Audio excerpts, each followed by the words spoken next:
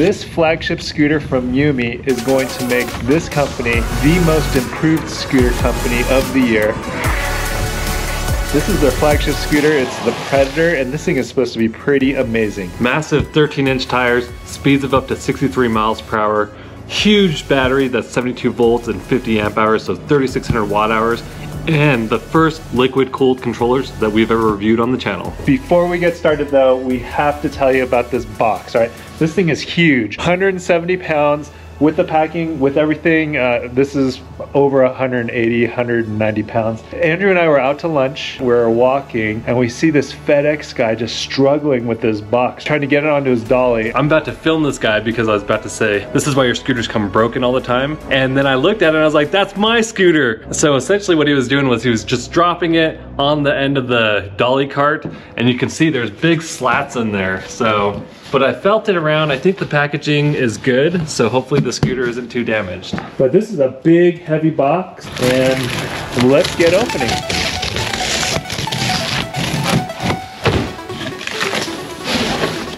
And it does look like that spot is probably fine. Man, that missed the deck perfectly, so that's the spot to drop it on. So throttle's not installed. I'm not even sure what this thing is. Okay, so check this out, guys. This is the battery. Apparently this thing is super heavy, but it didn't even have the battery in it. Incredible. This is completely new design that we've never seen before. We've seen the Cabo scooters, they had the wings on the kickstands that they removed because it was cutting people's ankles, but this still has the wing, but it's made out of plastic, so it's not gonna cut you. Make sure that you install the kickstand before you install the battery because you need access to the inside.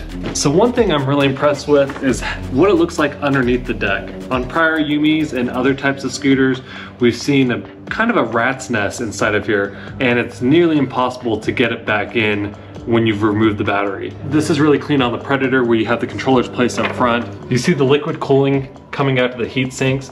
And then this is what's also very neat, is I've never seen this before. Sometimes you see fuses on these power cables, but you actually see load switches. So that is really neat. You can actually turn it off when you're plugging in the battery, and then it's gonna be safer so you don't hear that popping sound when you plug in the battery. You will see these white cables, and you may want to connect them, but you definitely don't because that's going to limit your speed. So make sure you just leave those disconnected.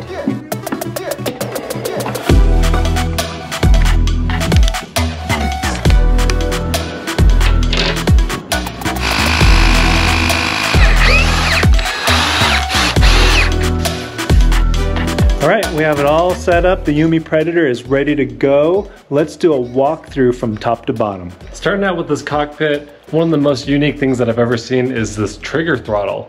Usually when you use the trigger throttles, it's usually up high and you're pulling the trigger. Here, it's positioned below the handlebar. How does it feel? This is very different from anything we've tried. Ultimately, yeah, it's really nice because you can wrap your hands fully around it. Normally your hand's either up like this, or your thumb's down here, pushing on the thumb throttle. And with your thumb throttles, you can't really wrap your hands around the handlebar grips. So I've always thought that thumb throttles are a little bit counterintuitive for control in case things get a little sketch. But with this, you have your full thumb wrapped around and your trigger finger wrapped down here. So pretty sweet design. So they did send us an extra thumb throttle.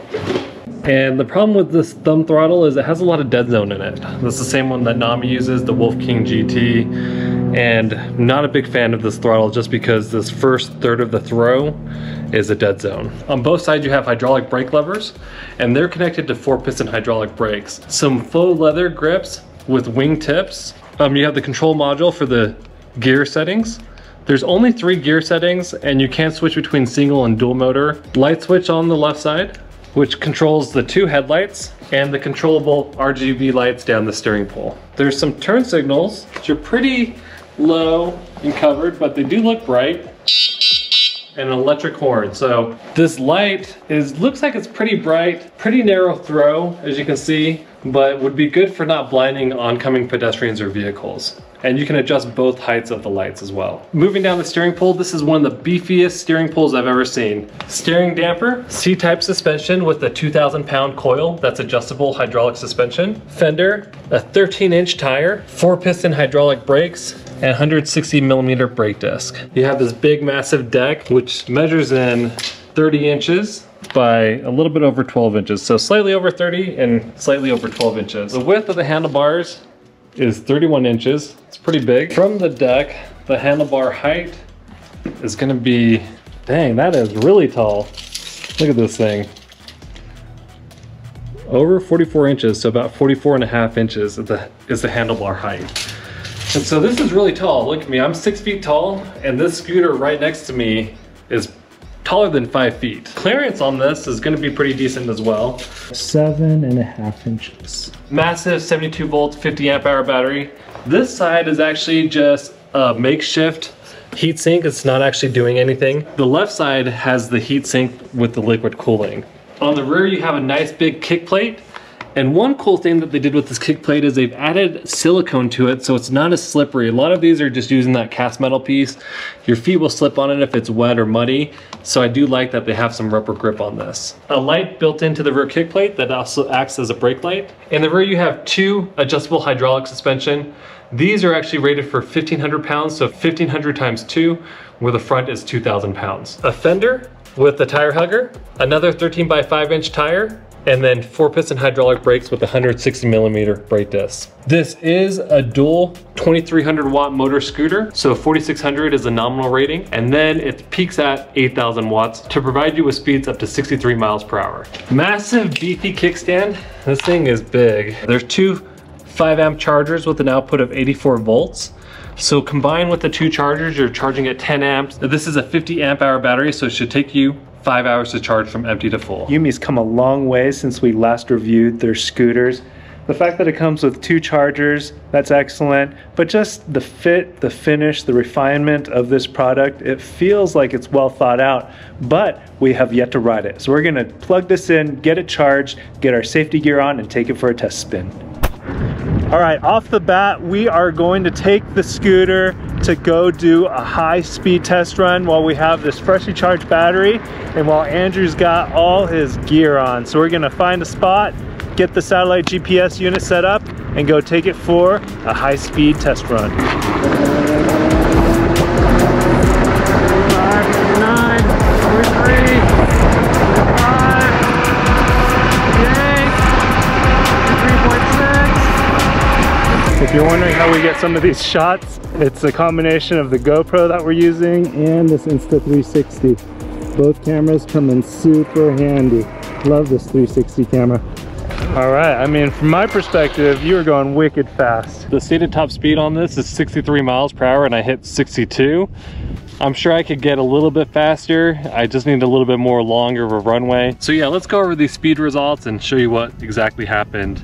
0 to 10 miles per hour was 1.72 seconds. 0 to 20 was 3.30 seconds. 0 to 30 was 4.97 seconds. 0 to 40 was 7.97 seconds. 0 to 50 was 12.72 seconds. And the 0 to 60 was 27.99 seconds. For me to hit the 62 mile per hour mark, it did take me 32.37 seconds, but I really don't expect for a 13-inch scooter to go much faster. There's a lot of weight and a bigger tire circumference for it to have to get the scooter moving. It is expected for it to go a little bit slower than the 11-inch scooters, but this thing felt like a dream. The Teveron 7260R is another 13-inch scooter, and it really felt sketch when I was hitting higher speeds. I never felt like this scooter was gonna break loose on me, so I did love that stability. One thing that I did feel on the scooter is there's a little bit of a surge at first, so when you go to first pull the throttle down, it doesn't quite just launch you super fast. It kind of takes a little bit for it to pick up speed, but then once you start picking up speed, it just starts cruising along.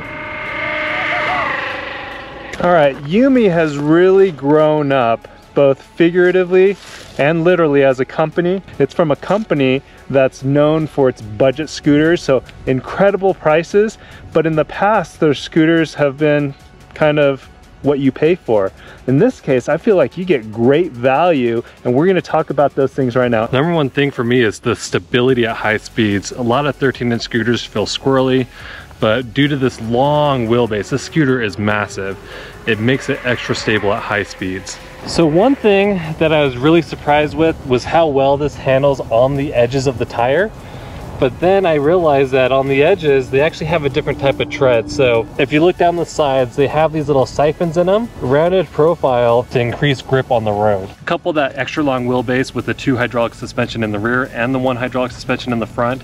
It really is nice and plush. It doesn't get loose on you. That's the one thing that we have an issue with the heavy scooters. It's a solid build. When going off of jumps, doing wheelies off curbs, this sounds solid. It's not rattling, it's not jangling. The fenders aren't hitting the tire. It's well constructed. It is solid. Sometimes steering dampers can be in weird places where they're intruding on your deck space.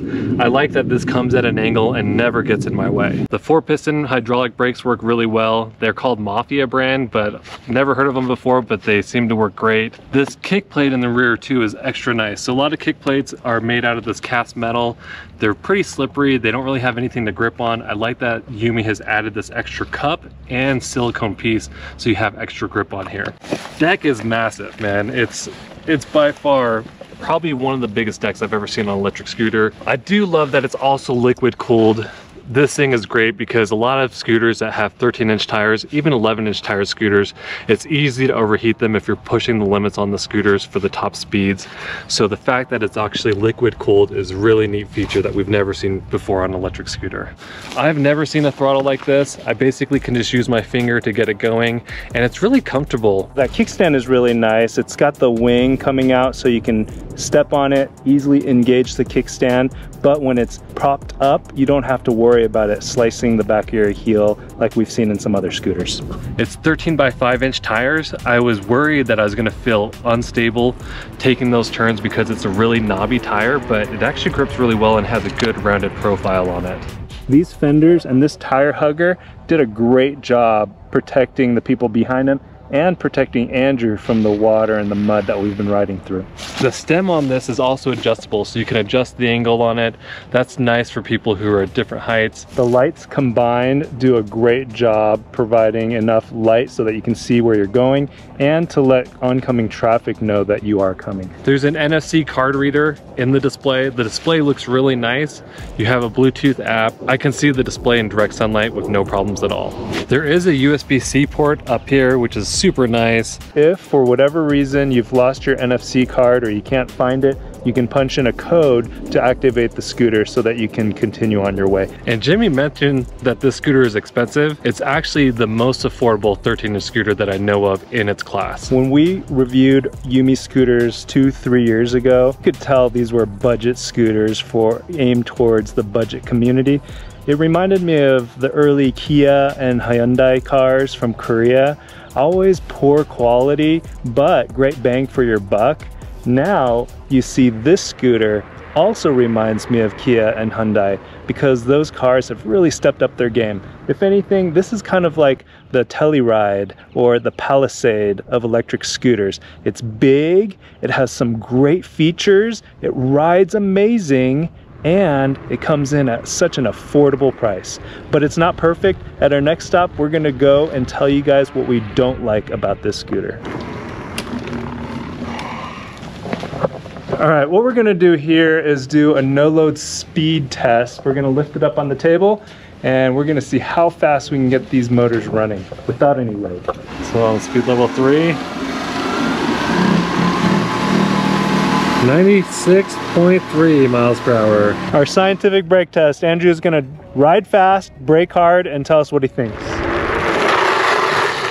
Brakes felt really good. And one thing about these tires is the compound is a little bit softer, so they grip really well. They don't really slide out as easy as some of the other 13-inch tire scooters that we've tested in the past. For a budget-friendly, monster-sized flagship scooter, this has a lot going for it. But the Predator does have some areas where it can improve. The biggest issue I find is that people are going to not like installing the battery themselves. The scooter does come shipped separate from the battery. You do have to install it and there's plenty of space in the deck, but the reason why they're doing that is because it's going to cut down the cost. The other issue I have with the scooter is the buttons are pretty cheap.